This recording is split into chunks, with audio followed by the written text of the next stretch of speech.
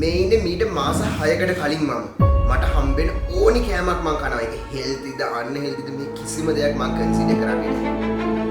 මට කිසිම රෙස්පොන්සිබිලිටි එකක් තිබුණේ නැහැ. හරියට නිකන් පොඩි ළමයෙක් වගේ. මොකද ඒ කෑම රස හින්දා, ඒ දේවල් ආදල් හින්දා, විශේෂයෙන්ම ඒක ලේසි හින්දා. මමගේ ජීවිතේ හැම ඇස්පෙක්ට් එකක් ගැන ફોකස් කරවුවා. හැබැයි හෙල්ත් එක නැතුව. No way. මට සිරි. හැබැයි මේ හැම දෙයක්ම කේතක අයියා එක දවසක් කිව්ව එක දෙයක් හින්දා වෙනස් වුණා. මම පොඩි කාලේ ඉඳලා පොඩ්ඩක් මහත ළමයෙක්. ඇත්තටම පොඩ්ඩක් නෙමෙයි. මම ගොඩක් මහත ළමයෙක්.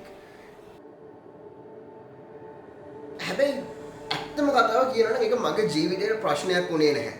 මට කොහෙවත් තැනකදී මම මහත හින්දා කට්ටිය මාව ඉග්නෝර් කරනවා වගේ දෙයක් මට දැනලා නැහැ. මට ගෑන් ළමෙක් හොයාගන්න ගියාම මම මහතයි කියන ප්‍රශ්නයක් වෙලා නැහැ. ඒ හින්දාම මට ඇත්තටම මම මේ ජීවත් වෙන ජීවිතේ වෙනස් කරගන්න උවමනාවක් තිබෙන්නේ නැහැ. සහ මගේ ඇඟේ තිබ්බ විදිහත් එක්ක මට එක එක චරිතයක් හම්බුනා. කන්නු වේල දුන්නට බොහොම ස්තුතියි. අපි යන්න කලින් ආයෙත් දවසක් එන්නම් කාලේ යන්න.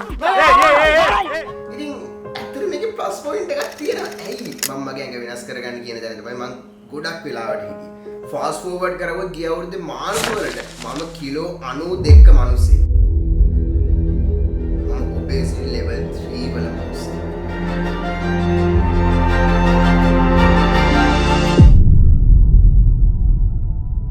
ඉතින් ඒ දවස්වල තමයි කේතක අයියා කතාව මට කියන්නේ. ඔයා කොච්චර අනික් අයට ආදරය කරන්න ගියත් වැඩක් නැහැ. ඔයා මුලින්ම ඔයාට ආදරය කරන්න. එදා රෑම මම කල්පනා කරවුවා. ඇත්ත නේද මට ආදරේ නැහැ නේද? සමහරට මගේ පවුලයට ආදරේ ඇති. මම මගේ සහෝදරයන්ට ආදරේ ඇති. මම මගේ යාළුවන්ට ආදරේ ඇති. මම මගේ ගර්ල්ෆ්‍රෙන්ඩ්ට ආදරේ ඇති. හැබැයි මට ආදරේ නම් මට එහෙම දෙයක් වෙන්න දීලා බලන් ඉන්නේ. සහ මම මගේ ජීවිතේ ලොකුම ගෝල් එකක් මගෙන් ඈතට යන්න දීලා බලන් ඉන්නේ. මොකද මගේ ජීවිතේ ලොකු ගෝල් එකක් තියෙනවා කවදා හරි එවරස් නගිනවා කියලා. ඇත්ත කතාව මම ඒ හිටපු විදිහට මට එවරස් නගිනවා තියා මට එවරස් බේස් කැම්ප් එක දිහා හැරිලවත් බලන්න පුළුවන්කමක් තිබ්බේ නැහැ. ඉතින් මම තීරණය කරන පහුවදා ඉඳලා මගේ මේ ජීවිතය වෙනස් කරනවා කියලා. මගේ මේ ලයිෆ් ස්ටයිල් එක වෙනස් කරනවා කියලා. මම ඒ කාලේ ඉඳලා විශ්වාස කරන දෙයක් තමයි ආ දෙයක් කරනවා නම් ආයක උපරිමයට කරන්න ඕනේ. එහෙම නැත්නම් ඒක නොකර ඉන්න ඕනේ. ඉතින් ඒ හින්දාම මම ඇග්‍රෙසිව්ලි මගේ කැලරි ඉන්ටේක් එක කට් කරනවා. මේ කාලේ මට දැනගන්න හම්බෙන පාදු කේතක අයිලා ගෙවල් ගාව ජිම් එකක් දානවා. ඉතින් මම කේතක අයිලා ගිහිල්ලා කිව්වා අයියේ අපි ජිම් එකට යමු. ඉතින් එදා තමයි මට පසින්දු අයියව හම්බ වෙන්නේ. කොහොම වුණත් ඒ කාලේ මම පාදු කේතක අයිලා ගෙදර හිටිය හින්දා මම කොච්චර අමාරු වුණත් උදේ 6ට පසින්දු අයිලාගේ ජිම් එකට ගියා. අපි හැමෝම හිතන විදිහට මේක ලස්සන ස්ටෝරියක් උනේ නැහැ මුලින්. මොකද මම ජිම් එකේ හැමදාම මගේ පාස් ඩවුට් වෙනවා. ජිම් එකෙන් ගෙදර ආවෙන් පස්සේ මට වෙන කිසිම වැඩක් කරන්න එනර්ජි එකක් නැහැ. මම අවුරුදු ගාණක් තිස්සේ කරගෙන ආව YouTube channel එකේ එක වීඩියෝ එකක් එඩිට් කරන්න මට හිතෙන්නේ නැහැ. මම මාස ගාණක් තිස්සේ වීඩියෝ එකක් දාලා නැහැ. මම හදාගෙන ආව මගේ මේන් ඉන්කම් එක පැත්තෙන් කඩාගෙන වැටෙනවා. මම ජීවිතේ අනික් එක වෙලාවකත් ප්‍රොඩක්ටිව් නැති විදිහට ගෙවනවා. මට සතුටක් නැහැ. මට මිනිස්සුත් එක්ක කතා කරන්න හිතෙන්නේ නැහැ. මං හැම වෙලෙම හිතුවා ඇයි මම මේක කන්ටිනියු කරන්නේ කියලා. මට හැම වෙලෙම හිතුනේ දැන් ඇති. මේකට ෆෝකස් කරන්න ගිහිල්ලා මෙච්චර කල් බිල්ඩ් කරපු හැම දෙයක්ම නැති කරගන්න ඕනේ නැහැ. කොච්චර අමාරු වුණත් මම තීරණය කරා අපේ ප්ලෑන් එකට ස්ටික් වෙලා ඉන්නවා.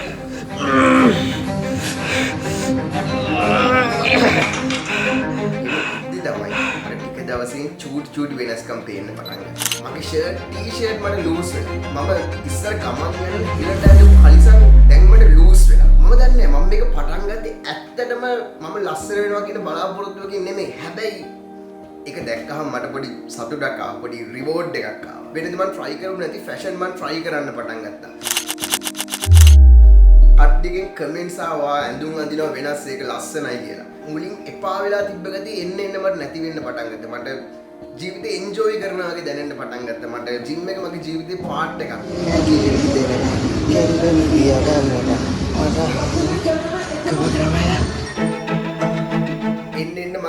ජෝ ලයින් එක ලාවට පේන්න පටන් ගත්තා. මට මතකයි මම පාසෙකුඩා ට්‍රිප් එක ගිහිල්ලා කණ්ණාඩියක ඉස්සරහා වැඩ කරද්දී මම සම්පූර්ණ වෙලාව කණ්ණාඩියෙන් මගේ ජෝ ලයින් එක බල බල හිටියේ. මොකද මම කලින් මගේ ජෝ ලයින් එක දැකලා නැති හින්දා. ඉතින් මම පාදුකෙන් ආපහු අපේ ගෙදර ඇවිල්ලා වර්ක්අවුට් කරන්න පටන් ගත්තා. මම අපේ සනුරයි දුමිදුයි රවිදුයි එක්ක අපේ ගෙවල් ගාව ජිම් එකට යන්න පටන් ගත්තා. එතෙන්ද මට වසීම් අයියව හම්බ වුණා. හැබැයි වේට් එක අඩු වෙන්න මට දැනෙන්න ගත්තා මම වීක් වෙනවා වගේ. අඩුම තරමේ බෙන්ච් ප්‍රෙස් එකේ බා එකවත් මට උස්සා ගන්න බැරි වුණා. සරලම කතාව කියනවා නම් මම බෙන්ච් ගන්න දවසේ රවිදු බයිසෙප් ගහනවා. මොකද අඩුම තරමේ මට බාර් එකවත් තනියෙන් උස්සා ගන්න බැරි.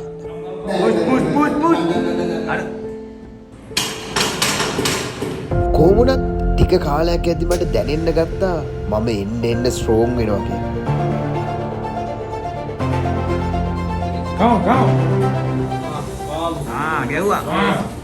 මං හිතන්නේ මේක තමයි මට හම්බෙච්ච ලොකුම මොටිවේෂන්. මම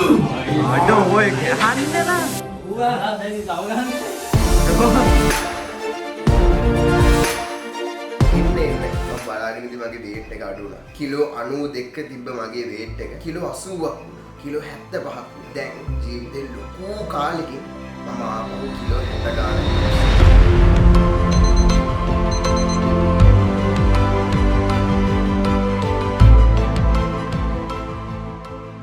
හැබැයි මම තාමත් මගේ ජර්නි එක ඉවර කරලා නැහැ. මට තව යන්න ගොඩාක් දුර තියෙනවා. තාම මම තඩි මිනිස්සෙක්. තාම මම ඕවර්වේට් මිනිස්සෙක්.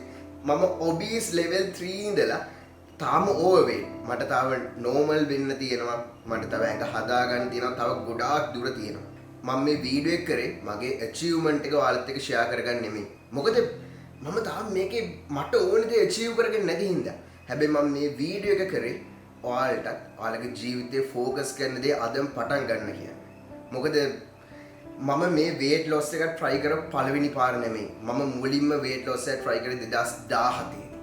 මම ඒක fail වුණා. ඊට පස්සේ මම 2021 දී try කරා. මම ඒකත් fail වුණා. මම 2024 try කරා.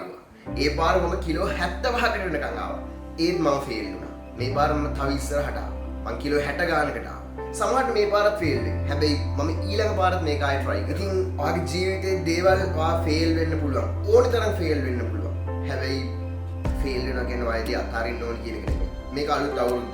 ඔයාට පුළුවන් ඔයා ෆේල් වෙච්ච දේවල් අලුතින් පටන් ගන්න. අලුත් ස්ට්‍රැටජි එකකට පටන් ගන්න. ඒක තමයි මට ඔයාලත් එක්ක ෂෙයා කරගන්න ඕනේ. ඔව්. මම දැනට මට එවරස් නගින්න බැරි දැනක ඉඳි. හැබැයි trust me කවදා හරි මං එවරස් නගිනවා. අන්න එදාට ඔයාලත් එක්ක මං මේ ජර්නි එක ෂෙයා කරගන්නවා.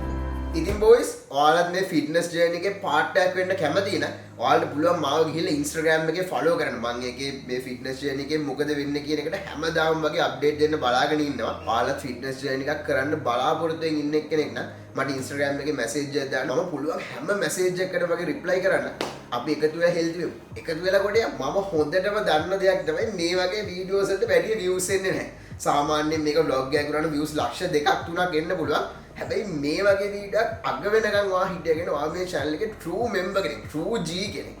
ඉතින් එහෙම set එකට set වෙන්න මම හිතුවා Discord server එකක් හදන්න. ඉතින් description එකේ link එක ඇති. ඔයාලට ගිහිල්ලා ඒකට join වෙන්න පුළුවන්. මම බොහෝ විට හිතාගෙන මේ link එක ගැන ආයෙ වැඩි කතා කරන්නේ නැහැ කියලා. මට ඕනි ඒක නිකන් true members ලා ඉන්න තැනක් වෙන්න.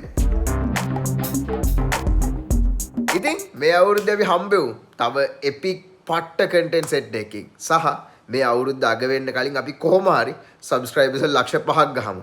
මට ඒකට වගේ උදව් ඕනේ.